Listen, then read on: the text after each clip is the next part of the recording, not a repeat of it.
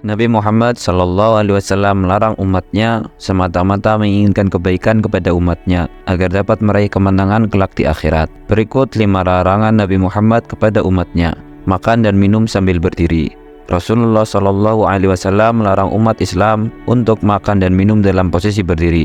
Hadis ini diceritakan oleh Abu Hurairah radhiyallahu taala. Rasulullah SAW bersabda, "Janganlah sekali-kali salah seorang di antara kalian minum sambil berdiri. Apabila dia lupa, maka hendaknya dia muntahkan." Hadis riwayat Muslim. Menurut kesehatan, makan dan minum yang disantap pada saat berdiri bisa berdampak pada refleksi saraf yang dilakukan oleh reaksi saraf kelana atau saraf otak ke-10 yang banyak tersebar pada lapisan endotel yang mengelilingi usus. Refleksi ini apabila terjadi secara keras dan tiba-tiba bisa menyebabkan tidak berfungsi saraf atau vagal inhibition yang parah untuk menghantarkan detak mematikan bagi jantung sehingga menyebabkan pingsan atau mati mendadak.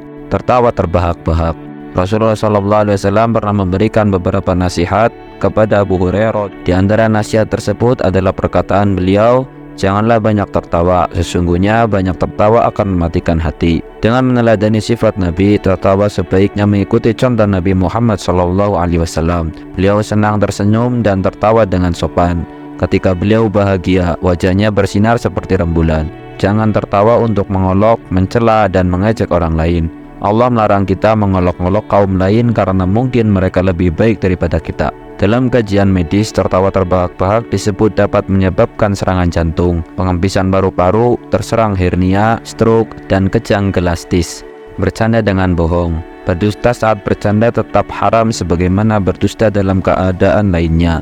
Diriwayatkan oleh Abu Dawud, Rasulullah SAW bersabda, "Celakalah orang yang berbicara lalu mengarang cerita dusta agar orang lain tertawa. Celaka baginya, celaka baginya." Dalam riwayat lain dari Bas bin Hakim, ia berkata bahwa ayahnya Hakim telah menceritakan bahwa ia pernah mendengar Rasulullah SAW bersabda, "Celakalah bagi yang berbicara lantas berdusta hanya karena ingin membuat suatu kaum tertawa. Celakalah dia, celakalah dia." Hadis riwayat Abu Dawud. Mengambil hak orang lain. Mengambil hak orang lain merupakan perbuatan yang merugikan bagi seseorang yang diambil haknya. Perbuatan ini sama halnya dengan mencuri barang milik orang lain. Seseorang yang mengambil hak orang lain sama saja telah berbuat zalim. Rasulullah SAW bersabda, "Barang siapa mengambil sejengkal tanah bumi yang bukan haknya, niscaya ditenggelamkan ia pada hari kiamat sampai ke dalam 7 lapis bumi." Hadis riwayat Bukhari. Allah menegaskan dalam Al-Quran surat An-Nisa ayat 29 bahwa setiap hal yang dikonsumsi seorang muslim harus berasal dari rezeki yang halal, bisa dari bekerja atau berdagang.